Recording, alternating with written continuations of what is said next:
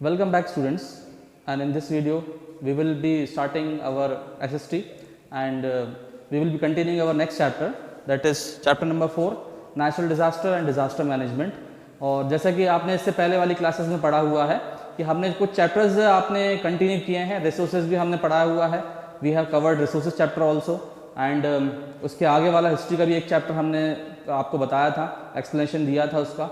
तो अब हम इसको और कंटिन्यू करना चाहते हैं और आगे बढ़ाना चाह रहे हैं। और जो चैप्टर नंबर 4 है, chapter number 4 we will be starting chapter number 4 और जिसका नाम है natural disaster and disaster management. तो यहाँ पर सबसे पहले हम यहाँ पर कुछ बात करेंगे कि नेचुरल डिजास्टर होता क्या है ना, और नेचुरल डिजास्टर मैनेजमेंट क्या होता है। सबसे पहले डिजास्टर की बात करें, डिजास्टर को अगर हम हिंदी में बोलें, डिजास्टर को क्या बोल सकते हैं। डिजास्टर के बारे में आपने सुना होगा, ऐसा नहीं है कि ये वर्ड आपके बारे में मतलब जो है आपके सामने पहली बार सामने आया है, ये वर्ड कई बार आता होगा आपके सामने, बट कुछ मीनिंग हम समझ नहीं पाते हैं इसका। तो यहाँ पे डिजास्टर का अगर हम हिंदी वर्ड लें तो उसको हम आपदा बोलेंगे, ठीक है ना। आपदा जो होती है किस तरह से हमारे ज़िंदगी में ये आती है और इसके साथ साथ में हमें नुकसान पहुंचाती है। और आपदा होती क्या है, डिजास्टर होता क्या है, सबसे पहले शुरू में हम ये जानने की कोशिश करेंगे। Firstly we will be try to know that what is disaster, है ना। डिजास्टर क्या होता है, डिजास्टर के बारे में हम जानने की कोशिश करेंगे। डिजास्टर की डेफिनेशन अगर हम देखें यहाँ पे, the sudden events that create huge loss to life, ऐसे इवेंट्स जो हमारे जिंदगी में बहुत ज्यादा नुकसान पहुंचाते हैं, बहुत ज्यादा हमें जो है नुकसान जो है हमें झेलना पड़ता है हमारी जिंदगी में, वो क्या होता है, डिजास्टर होता है। और इसके साथ में कुछ और लाइंस भी यहाँ पे दी हुई हैं, and creates a huge loss to life and property, that is called disaster. Sudden events मतलब बहुत सारे इवेंट्स ऐसे हो सकते हैं जो हमारे लाइफ में आते हैं और जो हमें लॉस पहुंचा सकते हैं, हमारी जिंदगी को लॉस पहुंचा सकते हैं। Even property also, it can damage the property also and life also, है ना। इसमें हमारी बहुत सारे जो हैं जान भी जा सकती हैं जितने लोग होते हैं, और उसके साथ साथ हमारी प्रॉपर्टी जो होती है वो भी डैमेज हो सकती है। उसको हम क्या बोलेंगे, डिजास्टर बोलेंगे। I am repeating again the definition of disaster, the sudden events that creates huge loss to life and property, that is called disaster. ऐसे इवेंट्स जो हमारे लाइफ और प्रॉपर्टी को नुकसान पहुंचाते हो और नुकसान पहुंचाने के साथ साथ में बहुत ज्यादा हमें लॉस झेलना पड़ता है, उसको हम क्या बोलते हैं, डिजास्टर बोलते हैं। This is a very important chapter. अगर हम बोलें इस चैप्टर के बारे में बात करें, और इस चैप्टर का एक क्वेश्चन हमेशा आता है कि what is disaster management, disaster management क्या होता है। तो डिजास्टर मैनेजमेंट के बारे में भी हम पढ़ेंगे। तो यहाँ पे हमने सबसे पहले डिजास्टर की डेफिनेशन पढ़ी, और एक और चीज जो बताना चाहूंगा कि यहाँ पे लिखा हुआ है disasters are danger to mankind and environment. मतलब डिजास्टर क्या है, डिजास्टर एनवायरनमेंट के लिए, पर्यावरण के लिए, और हमारे जो हम जिंदगी में जो है हम आगे बढ़ रहे हैं, हमारे मैनकाइंड के लिए भी एक बहुत बड़ा खतरा है, ये हमारे लिए बहुत बड़ा नुकसान है। और जैसे ही अगर ये डिजास्टर आता है तो हमारे लिए एक बहुत बड़ा खतरे का संकेत हो सकता है डिजास्टर की अगर हम बात करें तो डिजास्टर की मैंने डेफिनेशन बता दी है, तो आप ध्यान रखना है आपको डेफिनेशन जो है। और इसकी एग्जांपल अगर हम बात कर लें, सबसे बड़ा एग्जांपल अगर हम बात करें, the main example is also highlighted in your book. The example is that on 29 October 1939 disastrous storm. Disaster storm मतलब, स्टॉर्म का मतलब क्या हुआ, जो बहुत तेज हवाएं चलती हैं, बहुत तेज तूफान आता है, आंधी तूफान आता है। तो ये डिजास्टर्स बहुत ही खतरनाक जो है स्टॉर्म जो है यहाँ पर आया था एक जगह पे, जब उसकी जो डेट थी जो बताया हुआ है 29 अक्टूबर 1939, ये डेट पर ये आया हुआ था। और कहाँ आया था ये भी हम देख लें। Storm occurred in densely populated coastal districts of Odisha of 300 kilometre per hour. That means this storm occurred in coastal areas of Odisha. Coastal area जो ओडिशा के हैं वहां पर यह स्टॉर्म आया हुआ था, और 300 kilometre per hour, 300 kilometre per hour की जो है स्पीड थी इसकी, बहुत ही तेज स्पीड थी। इतना भयंकर तूफान था ये, इतनी भयंकर तेज हवाएं थी कि इसके सामने जो भी आया इसने जो है तबाह कर दिया। तो ये एक एग्जाम्पल है डिजास्टर का। This is also one of the example of disaster. अगर आप चाहें तो डिजास्टर की डेफिनेशन लिखें तो डिजास्टर के साथ में इसको ऐड कर सकते हैं, एग्जाम्पल को ऐड कर सकते हैं। अब यहाँ पे हम देखें कि डिजास्टर किस तरीके से जो है, जो अलग अलग इसके टाइप्स होते हैं। सबसे पहला है डिजास्टर दैट अपीयर अब्रप्टली। अब ऐसे डिजास्टर जो अब्रप्टली जो है, डिजास्टर जो हमें आते हैं एकदम से, डिजास्टर आ जाते हैं जिसका हमें पता नहीं लग पाता, जिसका हम संकेत नहीं कर पाते हैं, शायद हम उसका पता नहीं लगा पाते हैं। तो वो कौन कौन से होंगे इसके एग्जाम्पल में दिया हुआ है। सबसे पहले एग्जाम्पल है अर्थक्वेक। अर्थक्वेक मतलब भूकंप। भूकंप जो है, भूकंप के बारे में भी हालांकि हमारे साइंटिस्ट लोगों ने अलग अलग चीज़ों के बारे में जो इंस्ट्रूमेंट्स बनाए हुए हैं जो हमें इसका संकेत देते हैं कि अर्थक्वेक आने वाला है, बट आजकल तो ये शायद जो है ये टेक्नोलॉजी फेल है, क्योंकि अर्थक्वेक आजकल जिस तरह से आता है वो हमें उसका बिल्कुल पता नहीं चल पाता है। हालांकि अर्थक्वेक आने के बाद में हम उसका एपिसेंटर के बारे में भले पता लगा लेते हैं कि कहाँ से स्टार्ट हुआ था और कितने रेक्टर स्केल में ये आया था, इतना पता हमें लग जाता है अर्थक्वेक के बारे में। तो अर्थक्वेक का एक एग्जाम्पल एक हो गया। और दूसरा एग्जाम्पल हम ले लें tsunami. Tsunami is also one of the best example of disaster. Disaster का एग्जाम्पल अच्छा हो सकता है सुनामी।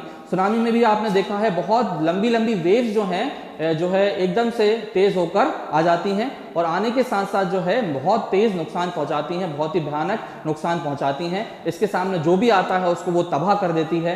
तबाह करने के साथ साथ में कोई भी लोगों की जान जिसमें नहीं बच पाती है। So tsunami is the second example. First was the earthquake, and third was eruption of volcano. Eruption of volcano is also a good example of disaster. Eruption of volcano. Volcano किस तरह से फूटता है, ये ज्वालामुखी आपने देखा होगा, ज्वालामुखी के बारे में सुना भी होगा। और इरप्शन इसका जो होता है वोल्केनो को, वो भी एक अच्छा एग्जाम्पल इसमें हम दे सकते हैं। And landslide and flood. Landslide मतलब जमीन का खिसकना, फ्लड मतलब एकदम से जो बाढ़ आती है, वो भी आपने जानते हैं। तो ये सब एकदम से आने वाली आपदाएं हैं जिसका हम पता नहीं लगा सकते, इसलिए यहां पर इसको क्या बोला है, अब्रप्टली बोला है। अब्रप्टली क्यों बोला है? Because these are those types of disasters that can occur frequently मतलब एकदम से आ जाएंगे, हमें पता नहीं चल पाएगा। हालांकि हमारे पास कुछ चीजें मौजूद हैं जो शायद इसके संकेत दे देती हैं, बट फिर भी हम इसके लिए तैयार नहीं हो पाते हैं, प्रिपेयर्ड नहीं होते हैं। आपने देखा होगा हर साल बरसात भी आती है, रेनी सीजन आता है, और अलग अलग जगह पे जब भी रेनी सीजन आता है तो फ्लड भी अलग अलग जगह पे आते हैं। Specially in the metro cities में देख ले, बॉम्बे में देख लें, अलग अलग जगहों पे देख ले, बम्बई में भी आपने देखा होगा हर साल जो है बाढ़ वाले जैसे हालात बन जाते हैं। क्यों बाढ़ वाले हालात बन जाते हैं? क्योंकि वहां पर वाटर लीकेज सिस्टम नहीं है ना, ड्रेनेज सिस्टम नहीं है। ड्रेनेज सिस्टम जहां पर होगा तो पानी आसानी से निकल जाएगा और जो है प्रॉब्लम नहीं होगी, पानी इकट्ठा नहीं होगा इस जगह पे, तो फ्लड आने के चांसेस कम हो सकते हैं। तो ये हमारा जो है ये अच्छे एग्जांपल थे, 4 एग्जांपल जो मैंने आपको बताया। सेकंड है इसका डिजास्टर्स दैट अपीयर ग्रेजुअली मतलब यहाँ पे ऐसे ये एट द मोमेंट ये डिजास्टर्स आ सकते हैं, जो ऐसे डिजास्टर्स भी होते हैं जैसे कि ड्रॉट हो गया, हेल स्टॉर्म हो गया। ड्रॉट मतलब जो सूखा पड़ जाता है, हिल स्टॉर्म मतलब वही होता है ना। और transformation of land and desert, transformation of land into desert. ये देखा होगा कभी कभी बहुत अच्छी हरा भरा मैदान होता है और हरा भरा मैदान क्या होता है, एकदम से डेजर्ट बन जाता है, धीरे धीरे डेजर्ट बन जाता है। तो ग्रेजुअली भी होता है, एकदम से धीरे धीरे भी ये चीजें डिजास्टर्स आते हैं जो हम पता नहीं लगा पाते हैं, शायद हम उसको ऑब्जर्व नहीं कर पाते हैं। ऐसा भी हम जो है देखने को हमें मिलता है। तो अपीयर ग्रेजुअली जो है वो चीज जो है हम यहाँ पे देख सकते हैं। ठीक है, okay, now we will see जो है एपिडेमिक्स के बारे में हम देखेंगे। एपिडेमिक्स क्या होता है? एपिडेमिक्स के बारे में भी सुना है, डिजास्टर के बारे में बताया मैंने, डिजास्टर किस तरीके से ग्रेजुअली अपीयर होते हैं और अब्रप्टली जो है अपीयर होते हैं। यहाँ पे देख रहे हैं कि एपिडेमिक्स क्या होते हैं। एपिडेमिक्स को अगर हम बोले महामारी, ठीक है, महामारी किस तरह से जो है आती है और अलग अलग जगहों पर फैलती है, ये भी आपने देखा होगा। तो एपिडेमिक्स के बारे में, एपिडेमिक्स कौन सी एपिडेमिक्स हो सकती हैं, ये हमें देखने की आवश्यकता है। सबसे पहला यहाँ पे फ्लड है ना, और फ्लड के बारे में तो आपको मैंने बताया इससे पहले, बट यहाँ पे फूड वाटर जो डिसीज के बारे में मैं बताना चाहूँगा कि जो फूड वाटर बॉर्न डिसीज होती है, जैसे मान लीजिए कोई भी हम खाना अगर खा रहे हैं, खाना खाने के साथ साथ में या पानी पीने के साथ साथ में कुछ बीमारियां फैल जाती हैं, इन्फेक्टियस डिसीजेस फैल जाती हैं, तो वो क्या होती हैं, बाद में महामारी का रूप जो है महामारी का रूप में कन्वर्ट हो जाती है। यहाँ पे भी एक दिया इन्फेक्टियस डिसीज। इन्फेक्टियस डिसीज में बहुत सारी हो सकती हैं, डिसीज तो बहुत सारी होती हैं। आपने देखा होगा किस तरह से ये महामारी का रूप ले लेती हैं, जैसे कि अभी जो है कोरोना वायरस के का भी चल रहा है, और कोरोना किस तरह से महामारी का रूप ले लिया है और किस तरह से दुनिया में उसने तबाही मचाई है, कितने लोगों की जान ले ली है। तो ऐसे कई बीमारियां हो सकती हैं जिसके बारे में शायद हमें नहीं पता। जैसे हम मान लीजिए पानी पी रहे हैं, पानी हमें उबाल के पीना चाहिए, पर ये ज़्यादा लोगों को मालूम नहीं है, और मालूम भी है तो हम इसको फॉलो नहीं करते हैं। बट हमें ये जानने की आवश्यकता है कि किस तरह से हम महामारी से बच सकते हैं, उससे हमें कुछ प्रिवेंटिव मेजर्स लेने की आवश्यकता है।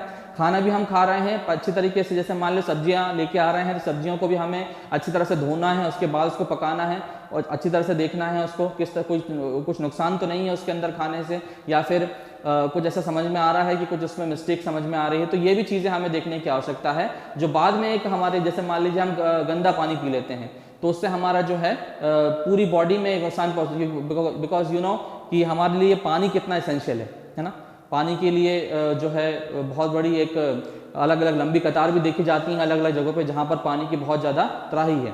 तो यहाँ पर हमें दो चीज़ों के बारे में बताया कि जो महामारी है किस तरह से फैलती है, एपिडेमिक्स जो है किस तरह से फैल जाती है, इसके बारे में हमने यहाँ पर बताया है। और आगे देखते हैं हम industrial and technological accidents. Industrial technological accidents मतलब क्या है, जो इंडस्ट्रीज और टेक्नोलॉजिकल एक्सीडेंट्स होते हैं, है ना। ऐसे एक्सीडेंट्स भी होते हैं जो इंडस्ट्रीज के अंदर शायद इंडस्ट्रीज के अंतर्गत हो जाते हैं। तो ये कौन कौन से होते हैं? System related problem. System related problems मतलब ऐसा हो सकता है कोई भी सिस्टम हो उससे रिलेटेड प्रॉब्लम्स हो सकती है। ओके, सेकंड हमारा हो सकता है फायर एक्सप्लोजन। फायर एक्सप्लोजन भी also you know that is also sudden, जो सडन एक्सीडेंट है कि वो उसके बारे में पता नहीं लगा पाते हैं, एकदम से शायद कहीं पे सर्किट वगैरह फेल हो जाता है ना। उसके बाद में प्रॉब्लम की वजह से जो है आग लग जाती है और जो भयानक रूप से आगे जाके बढ़कर सब बहुत से लोगों को नुकसान पहुंचा देती है। ये भी एक बेस्ट एग्जांपल है अगर हम देखें। और chemical leakage, chemical leakage also one of the best example. Methane gas के, ईथेन, कोई सी भी गैस हो सकती है जो लीकेज हो सकती है और लीकेज हो जाती है, इसके बारे में भी ये सडन है, हमें नहीं पता है कि गैस कब लीकेज हो रही है। So these examples, chemical, whether it is chemical leakage or fire explosion or system related failure, these all examples are come under industrial and technological accidents, इसके अंदर जो है आती हैं। तो ये examples आप बहुत अच्छे तरीके से आप पढ़ सकते हो, इसको आप जान सकते हो। अगर आप जो confusion है तो confusion के साथ साथ में आप उसको देखें एक बार और इसके साथ साथ में इसको आप पढ़ सकते हैं। ओके, अब हम यहाँ पर डिजास्टर्स के बारे में पढ़ते हैं। डिजास्टर्स जो हैं किस तरह से कितने टाइप्स होते हैं इसके बारे में हमने बता दिया, किस तरह के सोर्सेज होते हैं, कैसे आते हैं, अब्रप्टली आता है, ग्रेजुअली आता है। अब यहाँ पे हम पढ़ेंगे दो प्रकार के इसके डिजास्टर होते हैं, नेचुरल डिजास्टर और मैन मेड डिजास्टर। ये दो इतने इंपॉर्टेंट डिजास्टर्स हैं जो आपको हमेशा इसके क्वेश्चन आते हैं निकलकर। शायद हो सकता है आपको ये क्वेश्चन आ जाए कि what is disaster, explain the type of disasters. और चाहे तो ऐसा भी हो सकता है whether it can come like this कि मैन मेड डिजास्टर्स क्या होते हैं या फिर नेचुरल डिजास्टर्स क्या होते हैं। तो सबसे पहले हम पढ़ते हैं नेचुरल डिजास्टर्स क्या होते हैं। नेचुरल डिजास्टर्स की बात करें, फ्लड और अर्थक्वेक, इससे पहले हमने अभी पढ़ा था, है ना। नेचुरल डिजास्टर मतलब ये ऐसे डिजास्टर्स हैं जिसके बारे में सबको मालूम है और हम बहुत अच्छे तरीके से इनके बारे में जानते हैं। फ्लड हो गया, बाढ़ हो गई, अर्थक्वेक हो गया, भूकंप हो गया, है ना, वॉल्केनो हो गया, हमारा जो ज्वालामुखी होता है, ड्रॉट हो गया, सूखा वगैरह जो होता है, ये सब किस में आते हैं? नेचुरल डिजास्टर में आते हैं। उसके बाद क्या हो गया हमारा? Man made disaster. Man made disaster के बारे में अगर हम देखें, रोड एक्सीडेंट, रेल एक्सीडेंट, ये इसकी बात है। ये मैन मेड मतलब, मैन मेड मतलब ये इंसान के द्वारा बनाए हुए एक्सीडेंट्स हैं, है ना। ये डिजास्टर्स ऐसे हैं जो इंसान के द्वारा बनाए हुए हैं, इसलिए हम इसको क्या बोल रहे हैं? मैन मेड डिजास्टर बोल रहे हैं। इसकी एग्जांपल हमने देखें, road accident, rail accident, Bombay road accident भी हमें पता नहीं, निश्चित नहीं है कब जो है ट्रेन एक्सीडेंट हो जाएगा या फिर रोड एक्सीडेंट हो जाएगा, हमें कोई पता नहीं है इसके बारे में। रेल एक्सीडेंट की बात करें, वेदर हम रोड पे जा रहे हों, जो अगर 4 व्हीलर में हो या बस में हो, हमें ये नहीं पता है कि बस हमारी कब पलट रही है या फिर जो है 4 व्हीलर जो है कि ये इससे कब एक्सीडेंट हो जाए। चाहे अगर रेल की बात करें, ट्रेन में भी हमारे लिए बहुत बड़ा खतरा है, कभी भी कुछ भी हो सकता है। तो ये सब क्या है? Man made disasters. कभी कभी होता है कि हमारी गलतियों की वजह से ही एक्सीडेंट हो जाते हैं। सपोज मान लीजिए रेलवेज ने कुछ गलती कर दी है, उनको पता नहीं है, तो इसका भी एक एक्सीडेंट जो है इन्विटेशन उसका मिल जाता है। बॉम्ब एक्सप्लोजन, बॉम्ब एक्सप्लोजन के बारे में मालूम है, even you know that terrorist can do anything, है ना। टेररिस्ट कैन डू एनीथिंग, हमें ये मालूम है। And terrorist can come anyway, है ना, whether we are living in MP और अदर जो है जो प्लेसेस में हम रह रहे हैं, हमें ये नहीं पता है कि कहाँ पर ये जो आ रहे हैं और कहाँ पे बॉम्ब एक्सप्लोजन अगर ये हो जाता है। तो ये इसलिए हम यहाँ पर इसको क्या बोल रहे हैं? मैन मेड डिजास्टर बोलते हैं। मैन मेड डिजास्टर के लिए सिर्फ इसलिए यहाँ पर बोला है क्योंकि ये इंसान के द्वारा बनाए हुए डिजास्टर्स हैं। अब यहाँ पे देखते हैं ड्रॉट के बारे में। ड्रॉट क्या हुआ? ड्रॉट एक सूखा, है ना, सूखा है।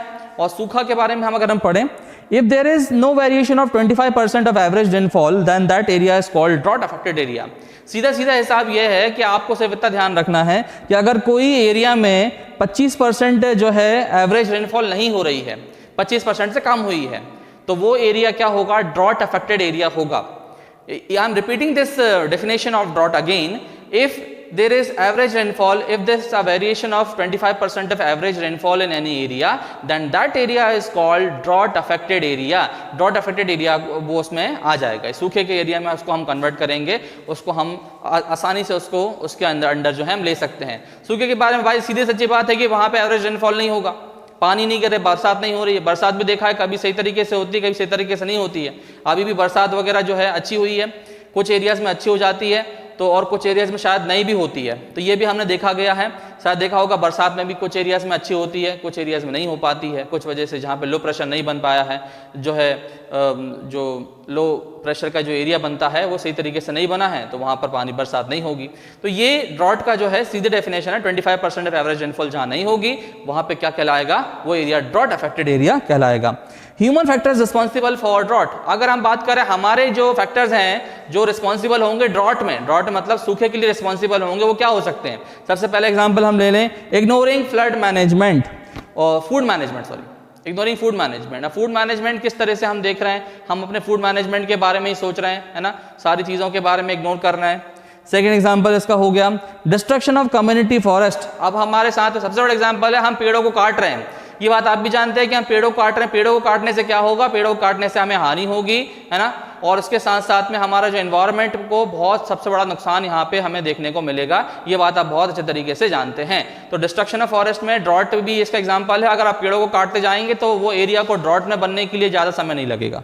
ओके, यहाँ पे थर्ड एग्जाम्पल देखिए, ignoring traditional sources of irrigation. किस तरह से हम ट्रेडिशनल सोर्सेज कर रहे हैं इरीगेशन के ना, अलग अलग जो हैं जो हमारे इग्नोरिंग कर रहे हैं। ट्रेडिशनल सोर्सेज भी हो सकते हैं, जैसे स्प्रिंकलर्स से हम कर रहे हैं, या फिर हैंड पंप से कर रहे हैं, या फिर बहुत सारे ऐसे सोर्सेस हैं, तो उसको भी हमें इग्नोर करने के साथ साथ में कुछ रीजंस यहाँ पे हो सकते हैं।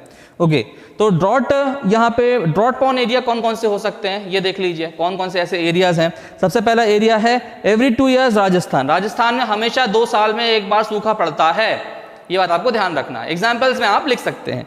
सेकंड एग्जाम्पल है एवरी 3 ईयर्स तमिलनाडु और तेलंगाना। तमिलनाडु और तेलंगाना में भी हर 3 साल में जो है सूखा पड़ता है, ड्रॉट अफेक्टेड एरिया वहाँ पे हो जाता है।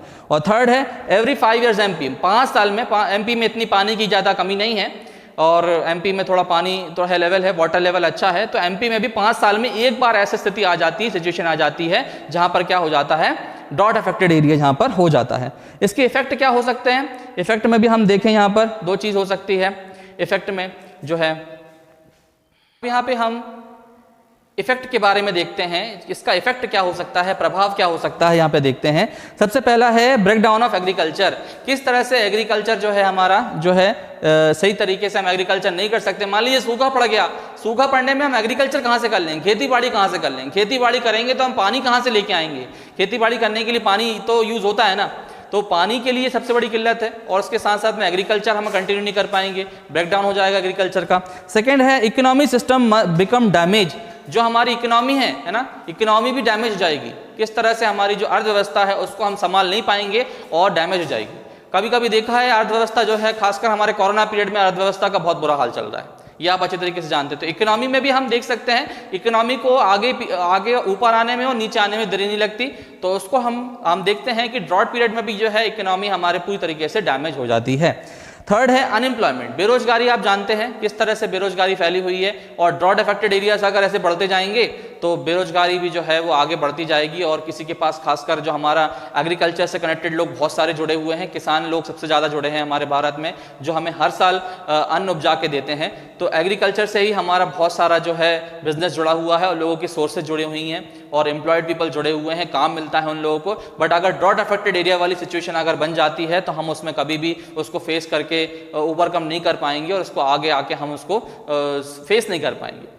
लास्ट है पॉइंट है डिक्रीजिंग द रिवर्स स्टेटमेंट, है ना। अब यहाँ पे हमने कुछ भी चीज़ों को हमने देख लिया, हम मान लीजिए ये भी जो ड्रॉट अफेक्टेड एरिया हमारा आ गया, उस चीज़ों को संभालने के लिए हम किस तरह से हम फेस कर सकते हैं। हम फेस तो कर रहे हैं बट संभालने के लिए क्या क्या इंतजाम कर सकते हैं वो हमें देखने की आवश्यकता है। ये बहुत बड़ी चैलेंजेस है, 5 चैलेंजेस में जो मैंने आपको बताए हैं, और 5 पॉइंट्स में आप इसको लिख सकते हैं। अब फ्लड की बारे में थोड़ा सा बात कर ले। फ्लड क्या होता है, फ्लड के बारे में बात कर ले। फ्लड की डेफिनेशन अगर हम देख ले, फ्लड के बारे में आप जानते हैं, फ्लड मतलब जो accommodation of large quantity of water in big area, है ना। बाढ़ जो होती है और जो पानी जो है बहुत ज़्यादा क्वांटिटी में आता है तो उसको हम क्या बोलते हैं, फ्लड बोलते हैं। तो यहाँ पे क्या है, accommodation of large quantity of water, बहुत सारा पानी, okay, in a big area which causes loss to life and property, और जो कि हमें नुकसान पहुंचाए, हमारी ज़िंदगी को नुकसान पहुंचाए, हमारे प्रॉपर्टी को नुकसान पहुंचाए, इसको हम सुनामी भी बोल सकते हैं। सुनामी में और इसमें कोई ज़्यादा अंतर नहीं है। फ्लड और सुनामी भी एक जैसे ही होते हैं। सुनामी थोड़ी ज़्यादा भयानक होती है और भयंकर होती है, और फ्लड भी लगभग वैसे ही होता है, पर पानी तो दोनों में सेम है। पानी का अगर हम पॉइंट बात कर लें तो हमारी ज़िंदगी को नुकसान पहुंचाए, हमारे जो प्रॉपर्टी है उसको नुकसान पहुंचाए, उसको हम क्या बोलेंगे? फ्लड बोलेंगे। ओके, तो यहाँ पे कॉजेज रिस्पॉन्सिबल फ्लड के लिए कॉजेज क्या रिस्पॉन्सिबल हो सकते हैं, ये भी हम देखने की आवश्यकता है। सबसे पहला पॉइंट अगर हम देखें, डैम्स, बांस, क्रैक्स एंड लीजन। अब यहाँ पे देख लीजिए जो डैम्स वगैरह है ना, डैम्स वगैरह हैं, किस तरह से आपने देखा होगा जब फ्लड का समय आता है ना, फ्लड के समय क्यों आता है? फ्लड का समय इसलिए आता है क्योंकि डैम्स वगैरह में बहुत ज़्यादा पानी भर जाता है, और पानी भरने के साथ में क्या होता है, डैम से और बांधों से जो है पानी को छोड़ा जाता है, और वही पानी जो है बाद में जाके किससे मिल जाता है? नदियों से मिल जाता है, और नदियों से मिलने के बाद में वो भयानक रूप से जो है अलग अलग जगह फैल जाता है और नुकसान पहुंचाता है, जो कि फ्लड का जो रूप धारण कर लेता है। सेकेंड है लैंडस्लाइड। ये चीज़ें अगर होती हैं, फ्लड वगैरह होगा तो लैंडस्लाइड तो होगी, ज़मीन खिसकने वाला सवाल तो हमेशा आता है, ये भी एक बहुत बड़ा एग्जाम्पल है। थर्ड है sedimentation of dams built on river. ऐसे कुछ बांध भी हो सकते हैं जो रिवर के ऊपर बंधे हुए हैं, और जो कि ज़्यादा समय तक जो है पानी को नहीं झेल पाते हैं, और जो है उनको नुकसान पहुंच जाता है और वो डैमेज हो जाते हैं। Okay, destruction of environment, soil erosion and soil draining. Destruction of हमारे एनवायरनमेंट, पर्यावरण को तो नुकसान होगा ही, फ्लड अगर आएगा तो पर्यावरण को नुकसान होगा, कुछ भयानक बीमारियां भी फैलेंगी उससे, उसके साथ साथ में सॉइल इरोजन भी होगा, उसके साथ में ड्रेनिंग ऑफ सॉइल भी होगा। तो ये चीज़ें एग्जाम्पल्स, आप कॉमन एग्जाम्पल्स हैं, इसको आप चाहे तो देख सकते हैं। इफेक्ट ऑफ फ्लड, अब ज़्यादा बताने की आवश्यकता तो नहीं है, बट इफेक्ट फिर भी इफेक्ट जो है 3 इफेक्ट के बारे में बताना चाहूँगा मैं आपको। Drains and public health, death and public health, इंसान की मृत्यु हो जाती है और पब्लिक डैमेज होता है। सेकेंड है हिंड्रेंस इन वाटर सप्लाई। हमारे पास खासकर बाढ़ आने के बाद में सबसे बड़ा नुकसान क्या होता है? सबसे बड़ा नुकसान ये होता है, हमें इफेक्ट ये होता है कि हमें खासकर पीने का पानी उपलब्ध नहीं होता है। पीने के पानी से सबसे ज़्यादा लोग जो है सफ़र करते हैं, उनको खासकर साफ पीने का पानी उपलब्ध नहीं हो पाता है। थर्ड है crops and food supply. Crops and food supply, जो हमारी फसल वगैरह होती है वो सब नुकसान हो जाती है, उसको पूरी तरह से नुकसान पहुंचता है, सब जो है कोलैप्स हो जाती है, और उसके साथ साथ में फूड सप्लाई भी है, बिल्कुल डैमेज हो जाता है। खासकर फ्लड अफेक्टेड एरियाज़ में गवर्नमेंट को देखा होगा आपने, गवर्नमेंट जो है अलग अलग चीज़ों को सप्लाई करती है, फूड पैकेट सप्लाई करती है, कुछ अनाज वगैरह देती है, तो ऐसी स्थिति आ जाती है, बन जाती हैं, जिसको हम सामना नहीं कर पाते हैं, पर एकदम से फिर भी हमें फेस करने की जो है कैपेसिटी बनानी पड़ती है। लास्ट है चेंज इन सॉइल स्ट्रक्चर। ये फ्लड आने के बाद में सॉइल स्ट्रक्चर तो है, चेंज तो हो ही जाएगा, तो ये सॉइल स्ट्रक्चर भी चेंज होने का एग्जांपल आप इफेक्ट जो है आप इसको लिख सकते हैं। तो हमने इस वीडियो में यहाँ पर कुछ टॉपिक्स कवर किए हैं। डिजास्टर्स के बारे में बताया है, फ्लड के बारे में बताया है, ड्रॉट के बारे में बताया है, डिजास्टर्स कैसे होते हैं, नेचुरल डिजास्टर्स क्या होते हैं, मैन मेड डिजास्टर्स क्या होते हैं, ये भी हमने बताया है आपको। तो यहाँ पे I hope that this explanation आपको समझ में आया है, and if you are not getting this explanation please watch and visit this video again and again, and don't forget to subscribe this channel, और बेल आइकन पे दबा के आप इसको सब्सक्राइब करें और ऑल करें, ताकि जब भी हम अपने वीडियोस अपलोड करते हैं तो आपको नोटिफिकेशन इसकी मिल जाए। Please visit this video again and again. Thank you.